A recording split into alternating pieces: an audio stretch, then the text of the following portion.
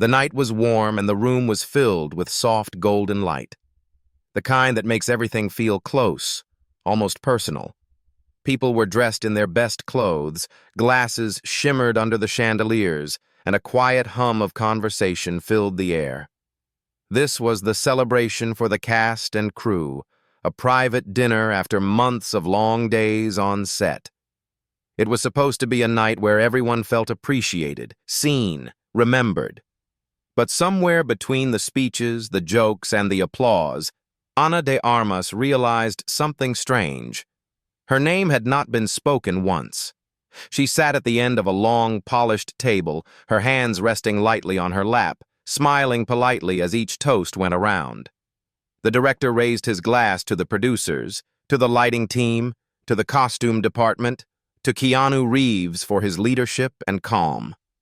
People clapped, glasses clinked, and the evening rolled on.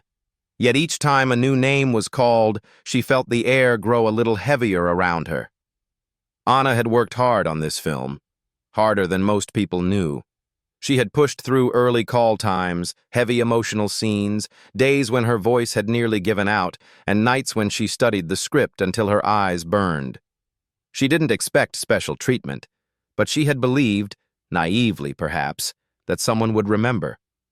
Across the table, Keanu sat listening, his posture relaxed, but his eyes sharp. He noticed things. He noticed the way Ana's smile had shifted from genuine warmth to something quieter, the way she pressed her fingers against the stem of her glass but didn't lift it when others toasted. The next speech came from one of the producers. More praise for the crew, more stories about moments on set. And again, Ana's name never surfaced. She nodded politely, her heart sinking a little more with each passing second. She told herself it didn't matter, that it was just an oversight. But deep inside, it did matter, because being unseen has a weight to it. It sits in your chest, pressing down, reminding you of all the moments you gave your best, only to have it pass like smoke in the air. As dessert was served, the laughter grew louder, but Ana found herself drifting into silence. She picked at the edge of the tablecloth, letting the voices blur into the background. And then Keanu moved. He stood slowly without clinking a glass to demand attention. No one noticed at first, but then the conversations began to fade, one by one, as they saw him rise to his full height. He held his glass in one hand, the stem catching the light. There was no speech prepared, no joke to warm the air. He simply looked down the table, his gaze steady, until it found her. "I have something to say," he began, his voice calm but carrying easily across the room. "And I'm surprised no one has said it yet." People glanced at one another. The room grew still. Keanu's eyes stayed on Ana, and for a moment, it felt like there were only two people in the world. "Ana de Armas," he said, and her breath caught. "You carried this story on your shoulders. You gave it your truth. You worked harder than anyone saw, and you made all of us better just by being here." There was no flourish, no grand performance, only sincerity, spoken without rush. He raised his glass. "To Ana." For a second, no one moved. Then slowly, glasses began to rise all around the table. A few people looked ashamed they hadn't thought of it first. Others smiled warmly, perhaps realizing the oversight. The sound of clinking glass filled the room, but the sound didn't matter. What mattered was the look on Ana's face. Surprised, a little overwhelmed, and deeply grateful. She met his eyes and nodded once, her lips curving into the smallest, realest smile she'd had all night. Keanu sat down again, as if nothing extraordinary had happened. But the air in the room had shifted, and Ana knew she would never forget the moment someone chose to see her, when it would have been easier to stay quiet. Because sometimes a raised glass can be more than a toast. It can be a lifeline. The applause ended, but the air did not feel right. People went back to jokes and small talk. But there was a thin layer under the noise, like a quiet question no one wanted to touch. Ana felt it. Keanu felt it. Even the servers who moved between tables felt it. The night looked perfect, but something simple had gone wrong. Anna thanked the people near her with a soft smile. She did not stand up right away. She needed 1 minute to breathe. When she did stand, she did it with grace, her chin steady, her steps careful. She touched her glass with her fingertip like she was making sure it still belonged to her. Then she walked toward the far end of the room, through a door that led to a quiet hallway with framed photos from old films. Her shoes made soft sounds on the carpet. She stopped under a picture of a young actress she admired and took a slow breath. She was not crying. She would not let herself cry. She had learned long ago that quiet is not weakness, and tears are not proof of truth. Truth is how you carry yourself when no one claps. Truth is how you still give your best the next morning after a night like this. Footsteps came behind her. She knew the rhythm. She did not turn right away. She let the silence sit between them for 1 second more. "Are you okay?" Keanu asked. His voice was low and kind. No push. Just an open door. "I am okay," she said. She turned and met his eyes. "Thank you. You did not have to do that." "Maybe I did," he said. "Maybe it was the easiest right thing in the room." That made her smile in a real way. "You saw it happen," she said. "I saw you," he said. A small sound echoed from the other end of the hall. One of the producers had walked out with a phone in his hand. He looked up, startled to find them there. For a brief second, his face showed what he felt. Not guilt, not anger. Something like discomfort mixed with pride that did not want to bend. "Great speeches tonight," he said, trying to sound light. "Keanu, that last one was strong. Unexpected, but strong." "It was simple," Keanu said. "We forgot someone. I did not want the night to end that way." The producer nodded too fast. Yes, of course. There were so many names, easy to miss one." He looked at Anna, then away. "Well, see you both tomorrow." He left before either of them could answer. The hall was quiet again. "I do not want a fight," Anna said. "I do not want to make this a scene. I only want to do good work." "I know," Keanu said. "You do good work. You also deserve simple respect. Sometimes respect breaks in small places. We fix it in small ways." She looked up at the framed photo again. The actress in the picture had a calm face, a kind of steady light in her eyes. Anna took another breath. "Tomorrow is a heavy scene," she said. "I want to be ready." "Then we prepare," he said. "Do you want to run the lines now? No pressure." "Yes," she said. "But not here. I need a room that feels clean." There was a small rehearsal space near the back stairs. They found it empty. A folded mat leaned against one wall. A single table lamp made a pool of warm light. They sat on the floor with their scripts and read the scene. It was a scene about two people who speak past each other for too long and then finally look each other in the eyes. The scene asked for patience and pain in equal measure. As they worked, someone else stepped into the doorway. It was Maya, a young intern who had been helping the costume department. She looked nervous, but brave. She held a small envelope in both hands like it might fly away if she loosened her grip. "I am sorry," Maya said. "I knocked. The door was open." "It is okay," Anna said. "Do you need something?" Maya looked at Anna, then at Keanu, then back at Anna. "I just wanted to say I saw what happened. I am new. I am supposed to keep my head down. But I saw it. You worked so hard this month. You helped me with the jacket on day 7 when I could not find the right fit. You did not even know my name then. I only wanted to say thank you, and I wanted to give you this." She held out the envelope. Anna took it and opened it. Inside was a small card with a photo printed on it. It was a candid picture from week 2 of the shoot. Anna was sitting on a crate, the script open on her knee. She was laughing with a boom operator who had just told a joke. The moment was simple and real. On the back, Maya had written in neat letters, "Thank you for being kind when no one was looking." Anna's mouth tightened and then softened. She looked at Maya.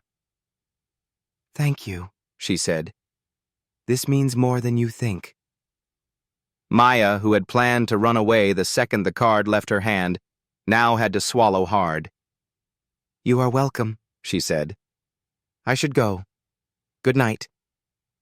She hurried out, but there was a new lightness to her steps, like she had done something brave and it had not gone wrong. Keanu watched Anna trace the edge of the card with her thumb. "Small ways," he said again. "Small ways," she repeated. They went back to the lines. They did not talk about the dinner again. They worked until the words felt true, and their bodies felt tired in the right way. When they left the building, the night air was cooler, and the city looked honest, like it had taken off its stage makeup. They walked to the corner where their cars waited. "Sleep well," Keanu said. "Tomorrow I will keep an eye on the set. If anything feels off, signal me." "I will be fine," she said. "But thank you." The next morning came fast. The set buzzed with cables and coffee and quiet urgency. The heavy scene was on the schedule for the middle of the day. Anna arrived early and sat with the dialect coach for 15 minutes. She warmed her voice. She stretched her shoulders. She read her notes and then closed her eyes for a moment of stillness. When she opened them, she saw the director walking toward her with careful steps. He looked tired. He looked like a man who knew a straight apology would be the right medicine and feared the taste of it. "Anna," he said, "can we talk?" "Of course," she said. She stayed seated. She let him choose the distance. He took a breath. "Last night I should have said your name," he said. "No excuse. It was my job to carry the room. I dropped something important. I am sorry." She studied his face. The apology was plain. It asked for nothing. It did not push blame away. She nodded. "Thank you for saying that," she said. "I accept." He looked relieved. Then he frowned a little. "There is one more thing," he said. "A blog posted a rumor this morning. It says you demanded a toast and caused a scene. We both know that is not true. I wanted you to hear it from me before someone else said it with a twist." She felt the ground shift under her feet for a second. "Who would say that?" she asked. "I do not know," he said. "But the internet can turn a whisper into a knife. Please know I have told the studio it is false." He glanced over her shoulder. "And Keanu already called me. He said he would say the same if asked." Anna kept her face calm, but inside a small storm began to turn. Not rage, not hot pain, a focused kind of cold that points you to the next right action. "I will not fight online," she said. "I will work. The work will speak." "That is what I hoped you would say," he said. He almost smiled. "You are the spine of this film." He walked away to set up the shot. Keanu came over a minute later with 2 cups of tea. "I heard," he said. "Me too," she said. She took the tea and held it. The warmth moved into her hands. "I am not going to make a statement." "I figured," he said. "If it grows, we will handle it. If it dies, it dies. Either way, we make the scene true." They moved to the soundstage. The room was built like a small apartment. A table with 2 chairs, a window with fake rain, a lamp that hummed a little. The scene was about a long silence between 2 people who had lost each other and did not know yet if they would try again. Anna took her mark. Keanu took his. The crew went still. The clapboard snapped. "Action," the director said. Something quiet and strong moved through Anna's body. It was not anger. It was not sadness. It was presence. She looked at Keanu in character and let the words come from the place where last night had made a new room in her. Each line fell clean. Each breath felt honest. Keanu met her with the same kind of truth. They did the scene once, twice, 3 times. The third take found the center. "Cut," the director said, softer than usual. Then he said it louder. "Cut." He looked down at his monitor and then looked up at them. "That was it," he said. "That was the one." The crew clapped, not loud, not showy, the kind of clap that means, "Thank you for giving us something good." Anna let herself smile. She looked at Keanu. He gave a small nod, the kind that says, "Yes, you did that." After lunch, the rumor still floated on a few accounts, but it had not exploded. The intern Maya brought Anna a fresh set of costume earrings and whispered, "The way you did that scene, I will remember it."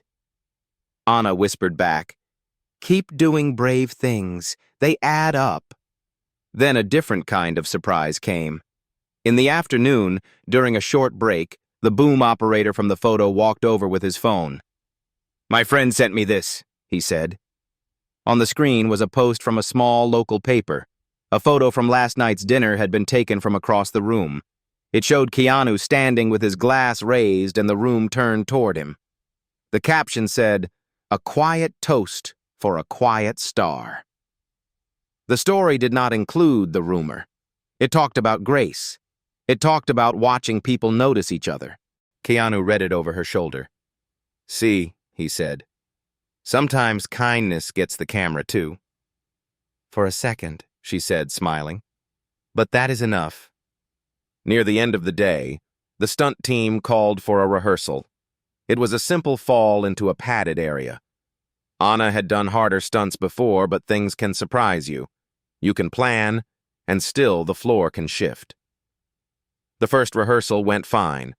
The second time, her shoe caught slightly on the edge of a prop. She twisted as she fell. It was not a big fall, but her shoulder took a sharper hit than it should have. She rolled, kept still, and tested her arm. A flash of pain ran through, then faded. "Give me a minute," she said. She sat up slowly. The medic came over and checked the joint. "Mild strain," the medic said. "Ice. Rest tonight. You will be okay." Keanu had been at the other end of the mat. He came closer but did not crowd her. "You good?" he asked. "I am okay," she said. "Just a small reminder that the ground is not our pet." He laughed in a soft way. "The ground has its own ideas," he said. He crouched and held out his hand. She took it, and he helped her stand without pulling too hard.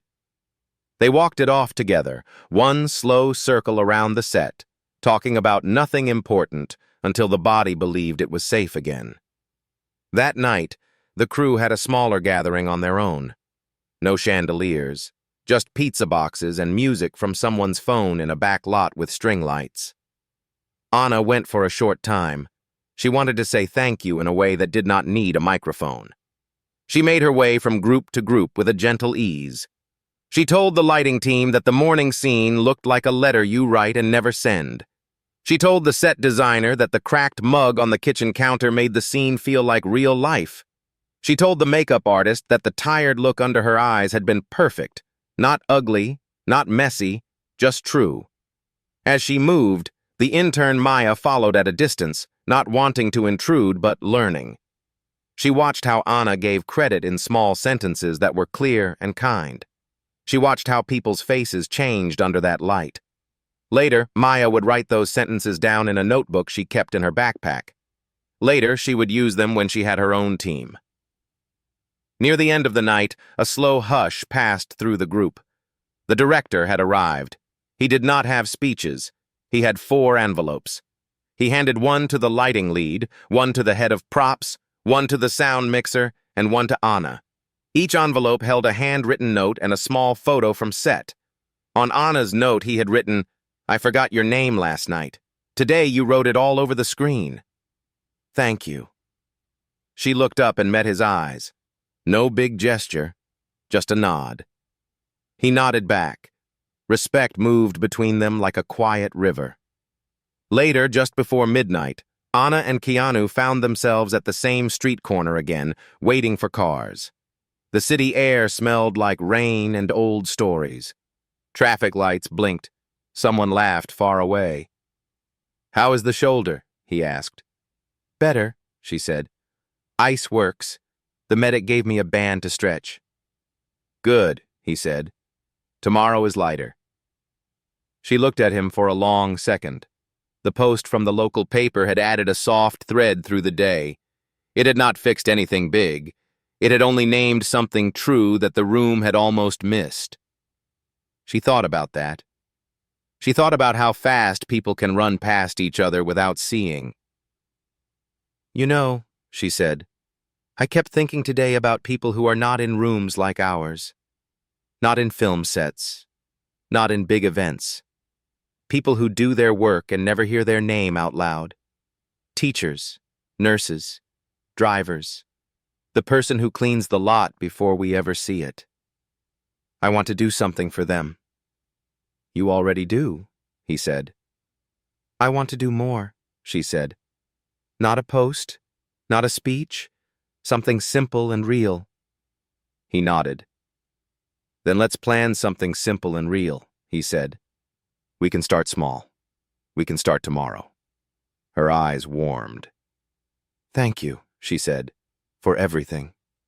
"You would have done the same," he said. "And you will. That is the point."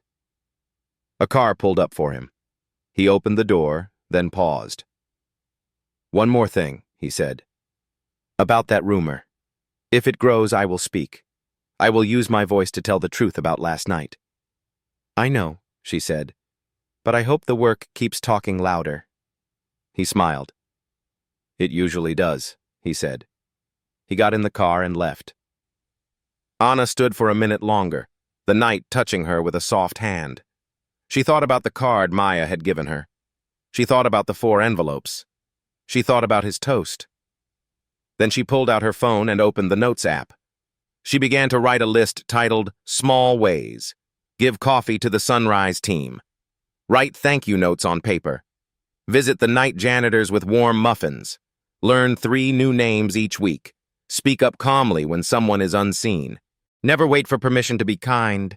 She saved the list and put her phone away. The next car pulled up for her. As she reached for the door, her screen lit up with a new message. It was from a number she did not know. The text said, "I have a story you should hear." The toast was not an accident. "Meet me tomorrow at 9 near the old theater. Please come alone." Anna stared at the message for a long second. The words were simple. The meaning was heavy. The rumor. The toast. A shape began to form in the dark. She got into the car. She did not reply yet. She looked out the window as the city slid by, lights blinking like quiet signals. The story she wanted to make was about kindness and respect. But now there was another story walking toward her with careful steps. She did not feel fear. She felt alert. She felt ready. The car turned into her street. The driver said goodnight. She said goodnight back. Inside her apartment, she iced her shoulder, stretched with the band, and looked at the card again. Thank you for being kind when no one was looking. She set it by the lamp where it would be the last thing she saw before sleep, and the first thing she saw when she woke. In the morning, she would go to set. She would give her best. And maybe, at 9, she would go stand by the old theater and see who had sent the message. She closed her eyes. The night stayed quiet. Somewhere in the city, a person waited with a story. Somewhere else, a rumor looked for more air. In the space between, a simple promise held steady. Be kind. Be clear. Be brave in small ways. Morning light touched the city in thin strokes, not rushing, just letting shadows step back. Anna woke before her alarm. The card from Maya was still by the lamp, and the list in her phone still sat under the title Small Ways. She read it once before getting ready. She didn't tell anyone about the message from the night before. Not Keanu, not the director, not Maya. She needed to see for herself first. Her call time on set was late that day, so she had room to move. At 8:45, she left her apartment and walked through streets that smelled faintly of bread from an early bakery. The old theater was only 10 minutes away. It had been closed for years, its marquee still holding letters from a film that no one remembered. The paint was peeling. The front doors were locked with a heavy chain. She arrived at 8:58. The street was quiet except for the sound of a bus pulling away at the corner. Then she saw him.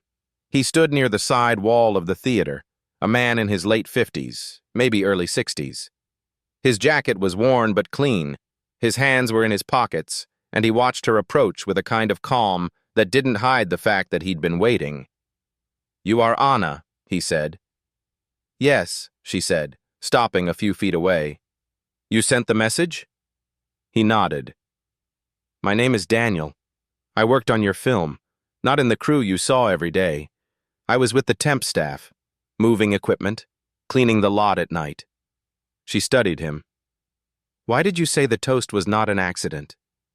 He glanced toward the empty theater door as if checking that no one else was around. "Because I heard them," he said. "Two of the producers, night before the dinner. They were talking outside the catering tent. One of them said, 'Leave her out of the speech. It'll keep the focus where we want it.' The other one laughed and said, 'Yeah, she's getting too much attention already.'" Anna felt a thin, cold move down her spine. "Why would they do that?" Daniel's voice stayed steady. "Maybe politics. Maybe ego.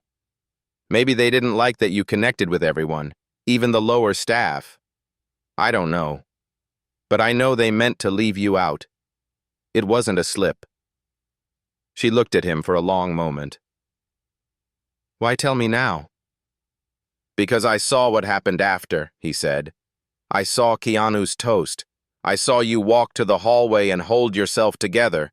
I thought maybe it was enough for you to have that moment. But then I saw the rumor online. I know how lies can spread. I've worked in enough places to see good people get dragged for nothing. I didn't want that to happen to you." She took a slow breath. "Thank you," she said. "But telling me this, it could get you in trouble." He smiled faintly. "I'm leaving the job next week. It doesn't matter for me, but it matters for you. Maybe you do nothing with it. Maybe you just know." "I'll think about it," she said. He nodded. "That's all I wanted." He started to walk away, then paused. "And for what it's worth, you treated us, the invisible crew, like we mattered. We don't forget that." She watched him disappear into the street. His steps were unhurried, like a man who had said what he came to say and had nothing left to hide. She stayed by the theater for a minute longer, letting the words settle. Now she knew the truth, but she also knew the danger.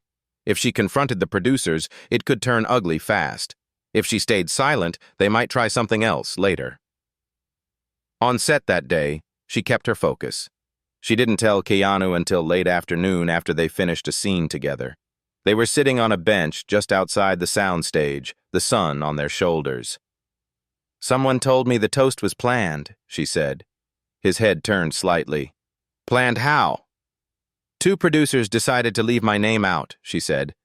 "They thought I was getting too much attention." Keanu's jaw tightened, but his voice stayed calm. "Who told you?" "A crew member named Daniel. He worked nights. He's leaving the job soon." Keanu leaned back, thinking. "And what do you want to do with that?" "I don't know yet," she said. "Part of me wants to confront them. Part of me thinks it's not worth the fight." "The question is," he said slowly, "will they hurt someone else if you let this slide?" The words sat heavy in the air. Before she could answer, the director called them back in. The rest of the day moved in a blur, but Anna kept hearing Keanu's question in her head. When they wrapped for the day, she made a decision. Not to go to the producers directly, not yet, but to keep her eyes open. to watch who they targeted next. And if it happened again, she would make sure they couldn't hide it. She didn't know that the next person in their sights would be someone she already cared about. 2 days later, the air on set felt different. It wasn't loud. It wasn't obvious. But Anna had learned to hear the kind of quiet that meant something was brewing. The morning began like any other. Costume checks, makeup touch-ups, lighting adjustments. She was seated in the corner of the makeup room, sipping tea, when Maya slipped in. The young intern looked hesitant, like she'd been carrying a thought for hours and wasn't sure if she should let it out.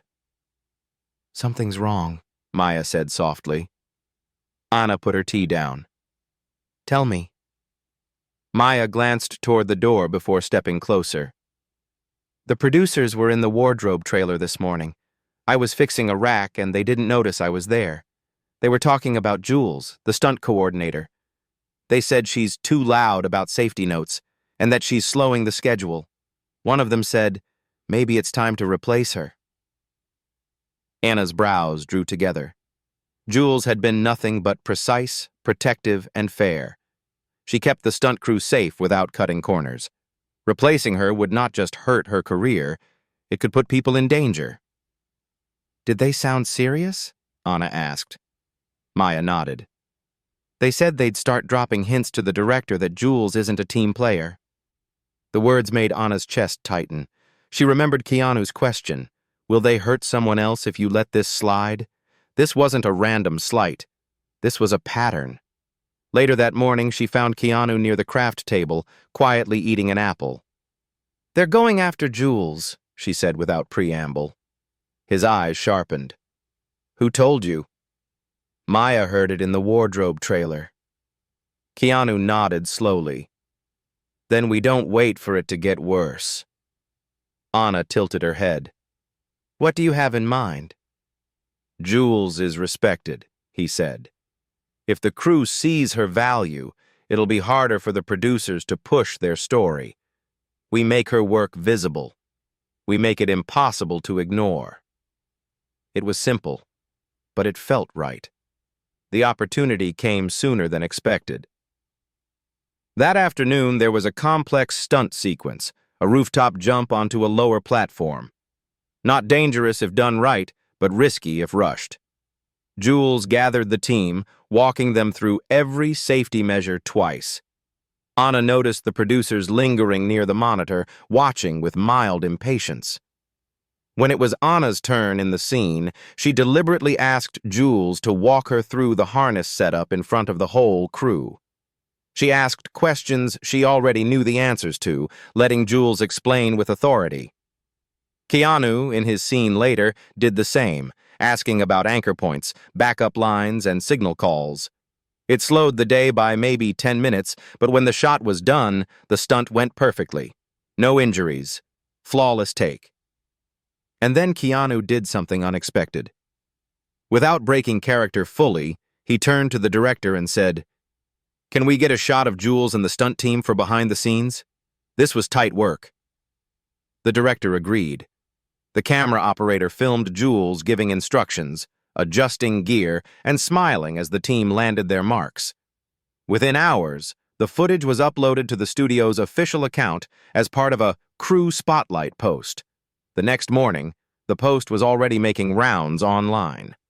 Comments poured in praising the stunt team's precision. Jules's name was everywhere. The producers couldn't quietly erase her without people noticing now. Still, Anna knew this wouldn't be the end. People who played those kinds of games didn't give up after one blocked move. Late that evening, as she was packing her bag, her phone buzzed. It was another unknown number. The message read, "You don't know me, but I have proof of what they've been doing. Not just to you. Meet me tomorrow. Same place." She stared at the screen. The old theater again. This time she sent one message in reply. "I won't be alone." The next morning was cool and overcast, the kind of gray sky that seemed to hold back the day. Anna wore a plain jacket and a scarf, the sort of clothing that wouldn't draw attention. She told no one exactly where she was going, except for one person. Keanu. When she'd texted him the night before, "I won't be alone," he'd simply replied, "Tell me when and where." Now, as she approached the side of the old theater, she saw him leaning casually against the wall, hands in his pockets. He looked like someone who could be waiting for a coffee, not for a meeting that might open a door they couldn't close. "You didn't have to come this early," she said. "You didn't have to come at all," he replied. "But since you are, so am I." At exactly 9, a woman appeared from the far end of the street. She was in her 40s, dressed in dark jeans and a windbreaker. Her hair was pulled back, and she walked with a steady pace, eyes scanning the area before stopping in front of them. "You're Anna," she said. Then to Keanu, "And I know who you are." She reached into her bag and pulled out a thick, worn folder. "My name is Evelyn. I used to work in production management for the same 2 producers you've been dealing with." Anna's stomach tightened. "Why are you here?" "Because I'm done letting them do this to people," Evelyn said. "I kept records, emails, notes, messages they didn't think I saw. And in this folder, you'll see it's not just you they've gone after. It's a list. Actors, crew members, assistants, anyone they thought could outshine the focus they wanted." She handed the folder to Anna. "I don't need anything in return. I just don't want them to keep getting away with it." Anna opened the folder enough to see the first page. Dates, names, short descriptions of incidents, remarks made during meetings, strategic omissions from public credits, targeted rumors seeded to blogs. Her name was there, underlined, with the words, "Too connected with crew," written beside it. Keanu looked over her shoulder, his face unreadable, but his jaw set tight. "If you take this to the wrong person," Evelyn warned, "they'll bury it. You need someone who can't be silenced." Anna closed the folder carefully. "Why give it to me?" "Because you're steady," Evelyn said. "You didn't explode when they tried to erase you. You handled it with grace. But now you know it's not just grace that will stop them. It's proof." They stood in silence for a moment. Traffic hummed faintly in the distance. "What will you do now?" Keanu asked Evelyn. "I'm leaving the city for a while," she said. "But I'll be reachable if you need more context. My number's in the folder." She gave them one last look. "Be careful. They're subtle until they're cornered. Then they're not." And with that, she walked away, disappearing around the corner like someone who had just removed a heavy stone from her chest. Anna held the folder close as they walked back toward the main street. "This changes things," Keanu said quietly. "It does," Anna replied. "But I'm not sure how to use it yet without burning everything down." Keanu glanced at her. "Sometimes you have to light a fire so the right people see the smoke." "And sometimes," she said, "you have to build a window so they can see in without the flames." That night, Anna sat at her kitchen table, the folder open in front of her. She read every page. Some of the stories were worse than she'd expected. Careers quietly stalled, reputations damaged by whispers, moments of credit stolen and given elsewhere. But it was the last page that made her stop breathing for a moment. It was a fresh entry, dated only 3 days ago. The target was listed as Jules, stunt coordinator. The notes read, "Too assertive about safety. If she doesn't get the hint, make her role temporary." Anna closed her eyes, the decision solidifying inside her. This wasn't just about her anymore. She picked up her phone and typed a message to Keanu. "I know what to do." Anna didn't sleep much that night. She lay in the quiet, listening to the hum of the city through her window, the folder on the table like a weight in the room. Every few hours, she got up, reread a page, and sat back down. By morning, her plan was set. It had to be done in daylight, in front of people who mattered, in a way that couldn't be twisted into something else. No shouting, no personal attack, just truth, placed where everyone could see it, like holding up a mirror. The chance came sooner than she expected. The studio had planned a mid-production press event, a casual lunch with the cast, crew, and a handful of journalists. There would be speeches, photos, and small interviews. Everyone important would be there, including the two producers. She told Keanu first. They were in the makeup room, pretending to scroll their phones while the stylists worked on other people. She slid the top page from the folder toward him, folded so only the entry about Jules showed. "Today," she said. He read it, then looked at her. "Are you sure?" "If I wait, they'll move on her," she said. "This way we keep it in the open. They can't spin it without looking worse." He nodded slowly. "Then I'm with you." The event was set up in a bright atrium, sunlight pouring through tall windows. Tables were laid with small bouquets and glasses of sparkling water. People mingled, cameras flashed, and the smell of coffee drifted from the catering table. When it came time for speeches, the director opened with a warm thank you to the cast and crew. Then one of the producers stepped forward, smiling as though the air belonged to him. He spoke about the progress of the shoot, the challenges overcome, the team spirit that made it all possible. Anna waited until the polite applause faded, then stepped forward herself. Her voice was calm, her posture steady. "I'd like to say something," she began. The producer looked surprised, but stepped back. She glanced around the room. "A few weeks ago, during a dinner, my name was left out of the toasts. It seemed small, maybe even an accident. But in the days since, I've learned something. Sometimes leaving someone out isn't a mistake. Sometimes it's a choice." A ripple went through the crowd.